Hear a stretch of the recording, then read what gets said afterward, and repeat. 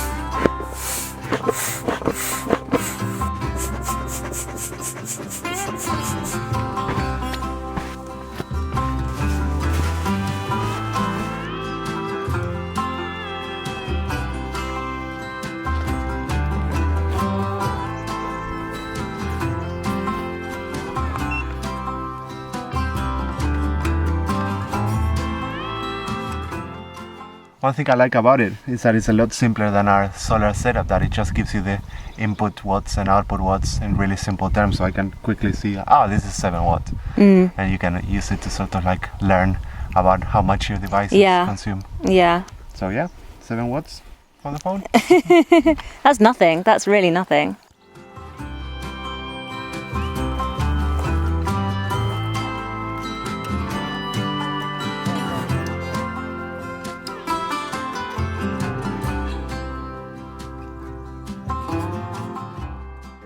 After arriving in the morning and setting up, we pretty much just got stuck in straight away with the cob build.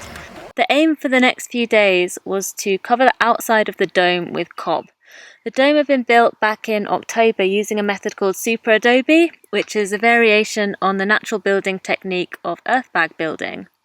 With earthbag building, the structure is basically made of bags filled with round earth. The bags are layered to form the walls of the building and generally produce really natural, flowing, inventive shapes. The super adobe technique, which was developed by Nader Khalili, the founder of the organisation Cal Earth, uses long bags of earth and barbed wire to fix the bags in place. So with the dome done, we needed to cover it with cob. Cob is basically a mix of clay, straw and water. You can use clay from your own land, since all soil contains clay in some proportion, so once you know the composition of your soil, you can add in the appropriate amounts of the other ingredients. You mix up all the ingredients, which is traditionally done manually, and it's a really fun activity, as is slapping it onto the walls that you're covering.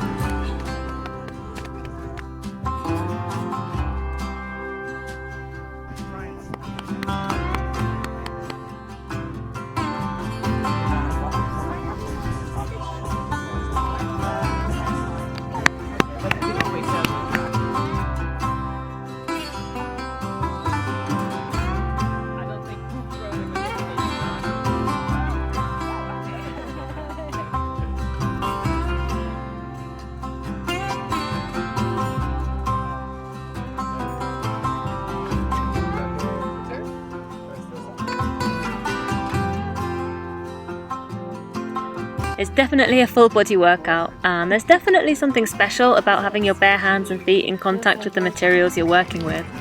Working with natural building materials is just a whole world away from working with caustic stuff like cement that we're all used to working with, and it actually makes you realise how crazy it is that so much of our built environment is made out of stuff that's toxic.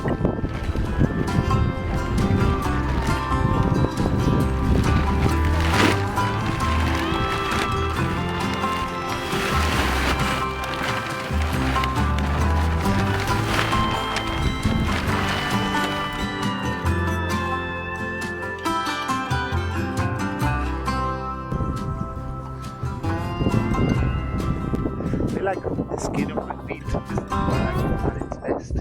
At its best, Yeah. better than it's ever been. A massage, exfoliation, and Clay mask, hydration, yeah.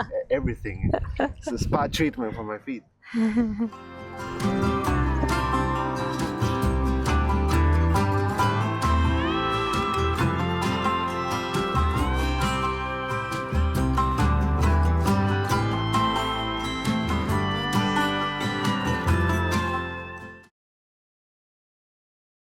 Just woke up today, full of energy. I don't know. The sun was shining. I woke up at 7 o'clock to the sound of roosters crowing, and the light was streaming in the tent.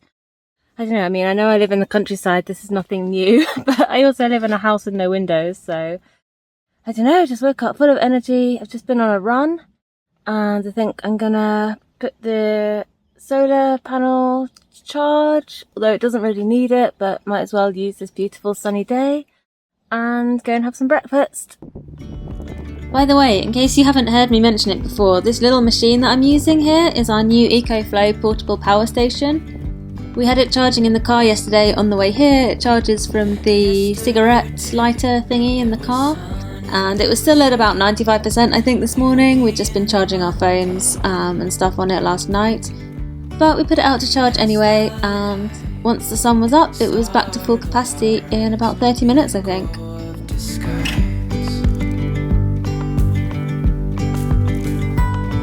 And now there's something in the air, and a sparkly shimmer on our skin, restoring everything within. We couldn't stay to see the dome fully cobbed, but we were really happy with the progress that we made over the days we were there, and the skills that we learned, and also the new friends that we made. We finally met the lovely Danny and Kate from Smithsdale Farm, who are just incredibly lovely people, and they have a lovely dog as well.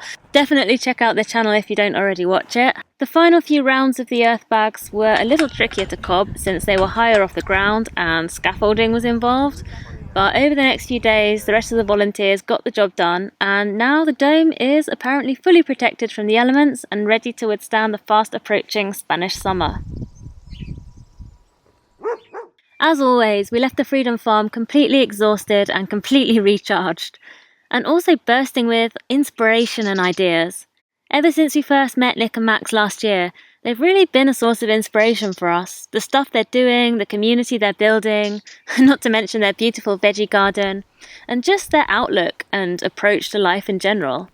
If you want to see more about their projects, I'll leave a link to their YouTube channel in the description, and also to their blog, where they have some really great articles about natural building, cobbing, and just off-grid life in general.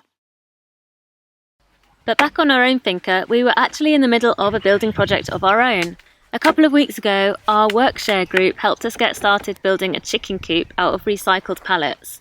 One of our main goals for this year was to integrate some chickens and maybe some other winged creatures into the farm, so obviously building a chicken coop was the first part of that process. So this is our chicken coop, or the beginnings of our chicken coop.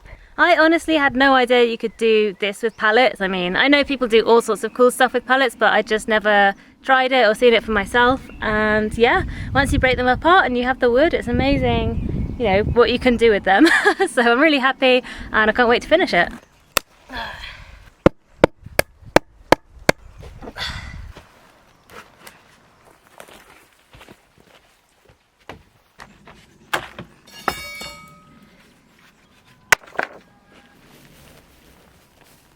2 words of advice. Firstly, don't do this by your car unless you want to get a puncture with a nail that ends up on the floor or be paranoid forever about getting one. And secondly, watch what's going on with the other end of your crowbar, which is also quite sharp and liable to injure you or somebody else.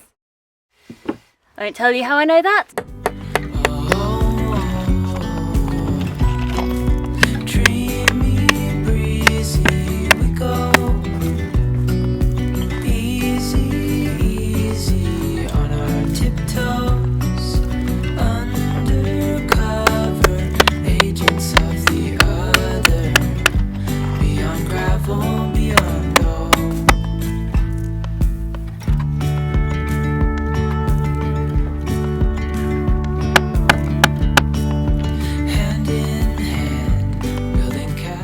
I think we've used 100% old nails so far that we got from the pallets that we deconstructed, so that's pretty cool.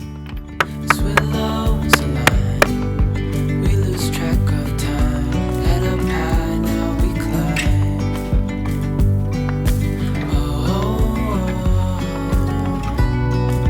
Dreamy, breezy, we go. Easy, easy on our tiptoes. Undercover, agents of the other. Beyond gravel, beyond dawn.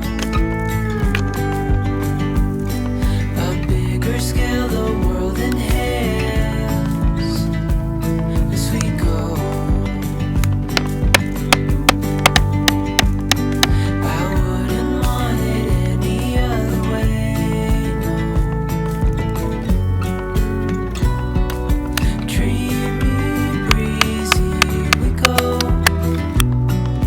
Easy, easy on our tiptoe. As you can see, the coop itself isn't quite finished, it's missing a roof. We're going to do rainwater catchment off the roof, so we're just waiting to get hold of the big roof panels that we need for that. But I am working on the run. Our chickens aren't going to be completely free range because we have a big garden area and that would just be a disaster. So they're going to be inside this little run area while we're here. And yes, I know it's not particularly predator proof, it's not high enough. But this is just going to be for when we're here. And what I'm also planning to do is build a little inner area that's completely fenced off and enclosed for the chickens, just coming off the front of the coop. Honestly, every time I've tried to do fencing jobs in the past, it's just been incredibly difficult, and the end result has always been something flimsy and unsatisfactory. So I was trying my very best on this with the tools and the wood that we had available. I've been digging the chicken wire about a foot into the ground to try and give it some stability at the bottom. It's still a little bit flimsy at the top, but it's actually not as bad as it looks on camera.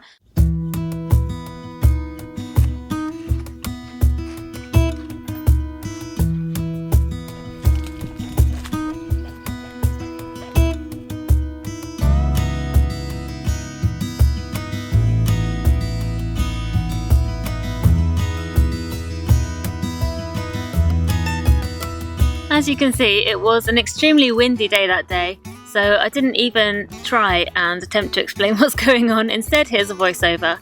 Since I'd been digging up all around the edge of the run to sink the chicken wire into the ground, I thought I might as well plant something in the ground at the same time, and I just happened to have a jar of sunflower seeds that I'd sprouted. They were supposed to be for eating, but I'd let them get a bit old and smelly, so I thought this was probably the next best thing to do with them.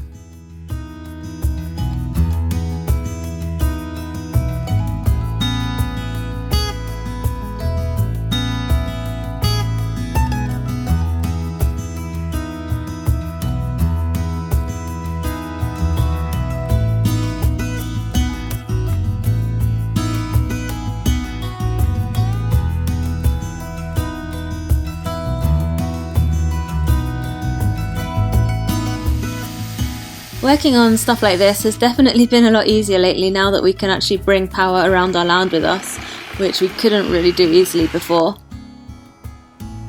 A portable power station like this is actually really good for power tools. You might not think it because power tools draw a lot of current, but you tend to use those tools in bursts. You don't have them on all the time, so it's kind of inefficient to have a generator running all the time to run those kinds of things, and it actually turns out to be really convenient to run them off a battery. We used the EcoFlow all day on a single charge whilst we were building the chicken coop using our angle grinder and our jigsaw, and it was just so much greener and more convenient than if we'd been using the generator.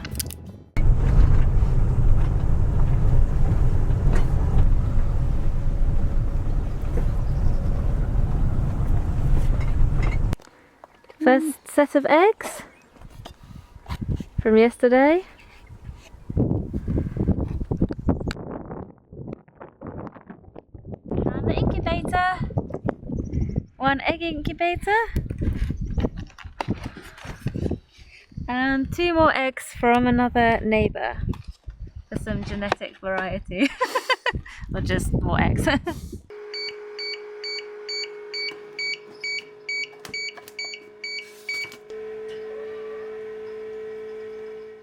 So here it is as it stands at the moment. There's a few more bits to do. I've got to fix the gate on here with these hinges. I've got to do the roof. Like I said before, I want to put a wide roof on here that gives some shade at the front and at the sides and some extra protection, and gives us a big surface area to collect water from. So I've got a few beams for that, and I just need to get the material. I need to connect this little ladder here so they can climb up into the little house. This is the front door, so... oh. This is the front door. This is where they'll go in and out from. These are the side doors. Also everything here made from odd bits of pallets. So this is where we're going to go in and get the eggs. So the egg boxes are just going to be on the inside so we can reach in, grab our eggs. By the way, this little area above the coop, because yeah, we've got a solid, this is the roof, the chicken coop roof, and this little area up here, it's just going to be storage for things, chicken related things. And then round the back, this is the access to get in and, I don't know, clean out or have a proper look inside. So here's our main door, and I'm hoping that this is going to be really easy access, you know, like it's a full person-sized door, so we can really get in here and sweep it out and get to all the corners. That's what I was thinking. This is where our nest boxes are going to go, so I do need to make those. That's one thing I haven't done. We're also in the process, I'm not sure you can really see, of treating all the wood. We've done most of the inside, we need to do the outside. Just ran out of the wood treater liquid. And yeah, that's pretty much it. I don't think there's too much more to do. Oh, obviously the inside fully protected area that I want to put on the front of this as well I need to do. I'm wondering whether I can make some sort of contraption that I can put on the front of here that can be removed and can also work as like a chicken tractor, because I really wanted to have a movable chicken tractor type thing to move the chickens around in as well. So I'm wondering if I can kind of do 2 things at once there. But there's no huge rush on that. I have got the materials, I just haven't done it yet because I'm thinking about the design. And yeah, there's also no rush because these chickens, or these eggs when they hatch, they're not going to go straight into here. They're going to be under our care for a little while. And that is actually something I need to do first, is make a little area for them to be protected and secure and well looked after while they're really small.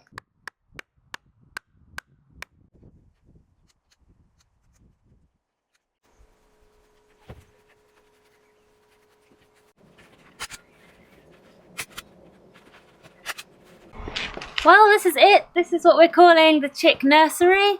Don't look at it in too much detail. It was very clumsily put together with the very last bits of pallets that we'd broken apart and the last bits of chicken wire, but it's going to do the job. It's just somewhere to keep the chicks. We can put a box in here with a hot water bottle in it to keep them nice and warm, and we can leave them out here in the day when we're around and make sure that they're well looked after. So yeah, I think we're pretty much ready for the eggs to hatch. We've got 11 in the incubator, and honestly, if 3 or 4 hatch in the end, I'd be super happy with that. If not, I guess we did something wrong or we just weren't lucky. maybe we'll try again, or there's many places to find small chickens and fertilized eggs around here. So one way or another, I think we'll be getting our chickens pretty soon. So I'm really excited. We also potentially have some other animals, a few actually, coming quite soon. I'll keep you updated on that, and it may well be the subject of an upcoming video. But for now, that's it. I hope you've enjoyed this one, and I'll see you next time.